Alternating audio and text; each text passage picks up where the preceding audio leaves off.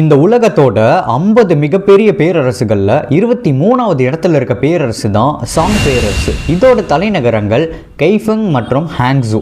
பொது ஆண்டு 960 இருந்து 1279வது ஆண்டு வரைக்கும் சீனா பகுதியில் இந்த பேரரசு இருந்திருக்கு. மன்னர் டெய்ஸுவால தோற்றுவிக்கப்பட்ட இந்த பேரரசை 18க்கும் மேற்பட்ட மன்னர்கள் ஆட்சி செஞ்சிருக்காங்க.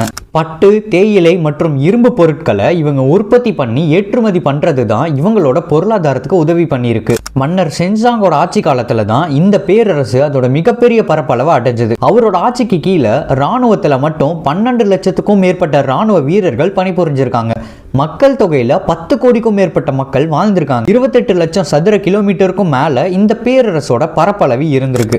1279வது ஆண்டுல யுவான் டைனஸ்டியோட படையெடுப்புல இந்த பேரரசு வீழ்ச்சி அடைஞ்சிருச்சு. என்னோட அடுத்த பதிவுல இன்னொரு பேரரசை பத்தி நான் சொல்றேன். விருப்பம் இருக்கவங்க இந்த பக்கத்தை பின்தொடர்ந்துட்டு உங்களோட நண்பர்களுக்கும் இந்த பதிவை அனுப்பிச்சிருங்க.